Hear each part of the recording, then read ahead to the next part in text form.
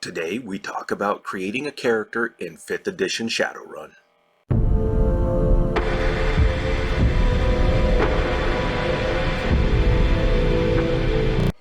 Hello everyone, and welcome back down here to the Gamer's Den with me, your host, Jordan, your master of lore and storyteller extraordinaire, here to talk about 5th edition Shadowrun and its character creation system.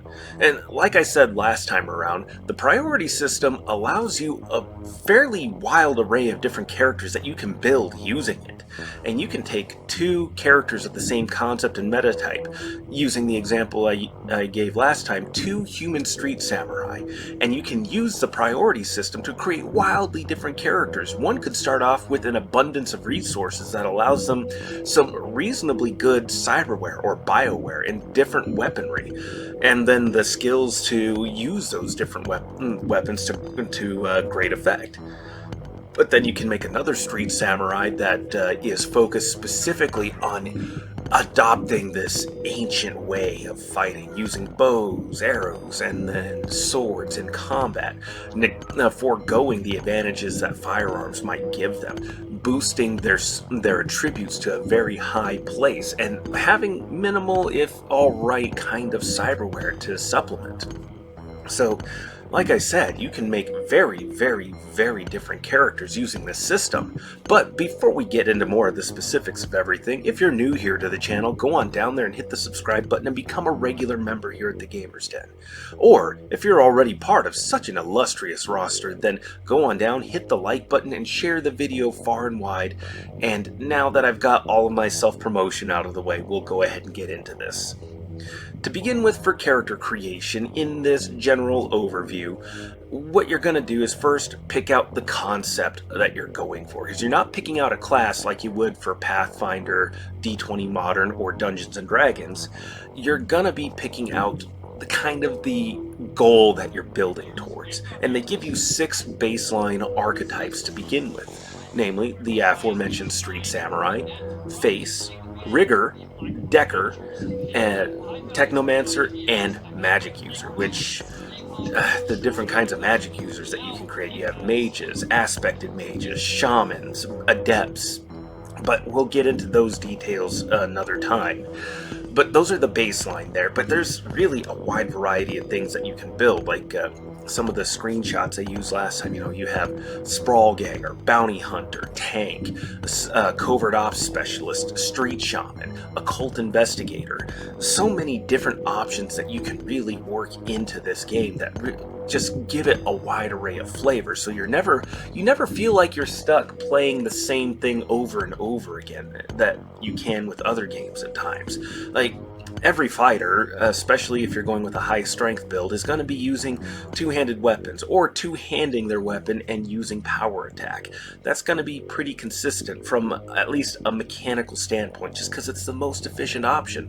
Whereas with Shadowrun, the D6 system, and using the priority system for creating your character, you can actually have a good array of variety that's mechanically viable in a lot of different ways, especially since the game is not focused so much on combat. Combat is a feature, it's a part of it, and it's something that is going to happen, but there are other things that really highlight all of this.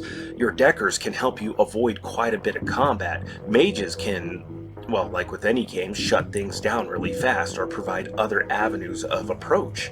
And then faces can help you talk past all kinds of personal security, like in-person, like flesh and blood people security, and gain you access to a lot of areas that otherwise might be cut off from you just because you're a motley, bedraggled, heavily armed crew of thugs. I mean, a good face can do a lot for your party, not just negotiating better prices at different shops, dealers with Mr. Johnson.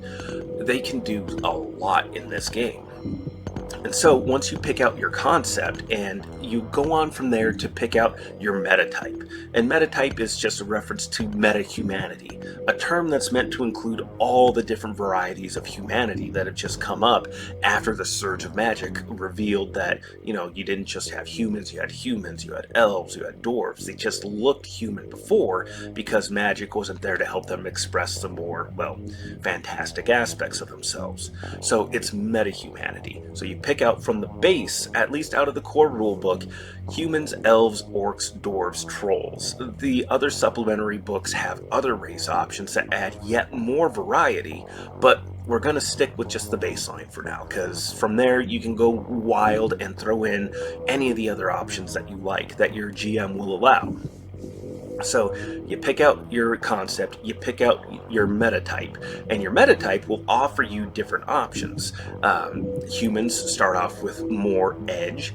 Elves are naturally more agile. Trolls have all kinds of benefits to them, like an added reach, but they also double their living costs and expenses because trolls are so massive that their clothing options, just basic clothing options, need to be wildly altered to suit their build and body types. And this goes on towards affecting cyberware, bioware, because it's a specialized industry. They need specialized replacements and specialized parts to make the different cyber limbs function properly for them. So, again, lots of little things that add up and make sense there.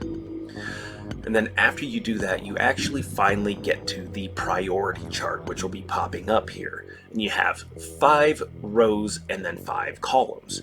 The 5 columns, you have your meta type, you have your attributes, you have your magic or resonance, then your skills, and then your resources. And then the 5 rows going down, you have your priority values, starting off with A, which is going to give you your highest value depending on which column you assign it to, and then you have E, which is your lowest value. And how you play this out just really depends on what you want to go for.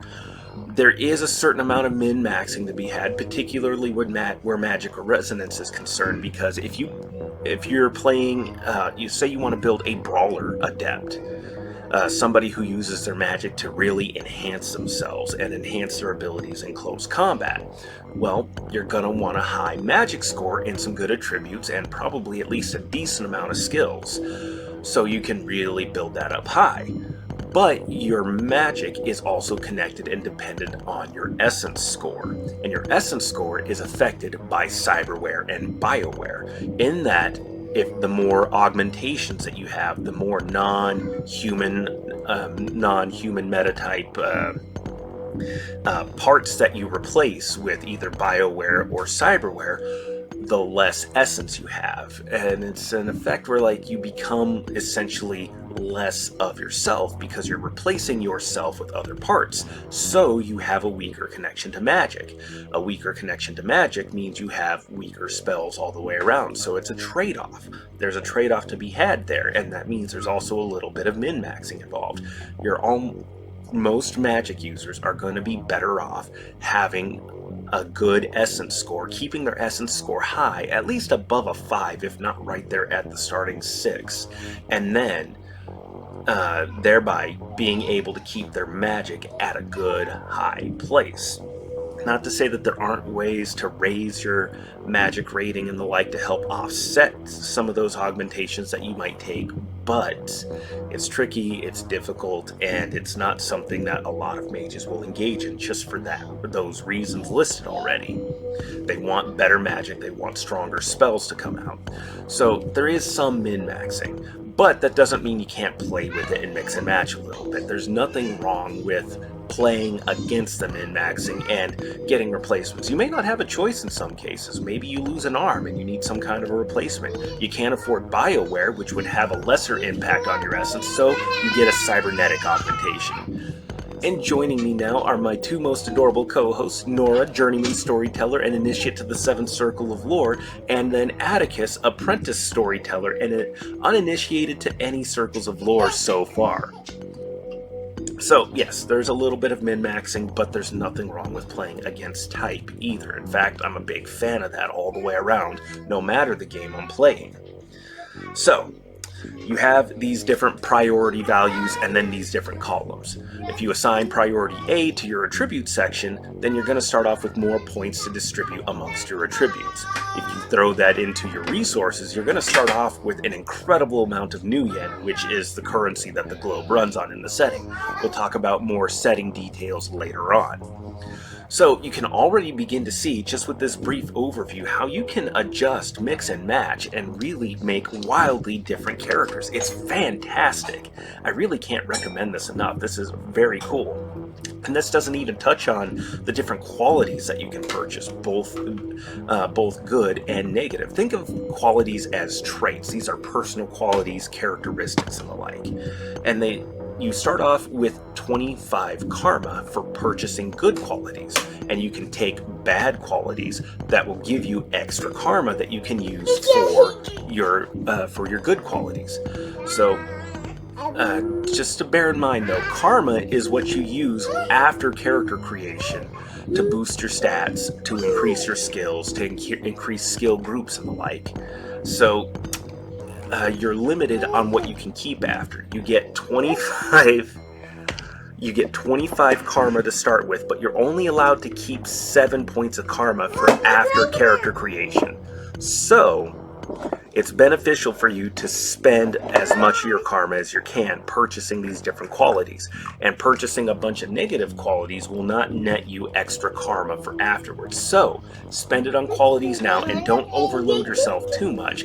Build as much with a character concept, story, and background in mind as possible. These qualities all help to inform that kind of a thing. And for now, this is where we are going to call it. And let me know your thoughts down below. Do you feel I've covered this really well? Do you feel I've explained this? Let me know your thoughts. Hit the like or dislike button. We're calling it now just because things are going to get a little bit chaotic here, and we'll touch more on character details stuff and setting details and the different kinds of magic users next time around. Might have to break that up, but we'll see. Thank you all so very much for your time. You all have yourselves a good night.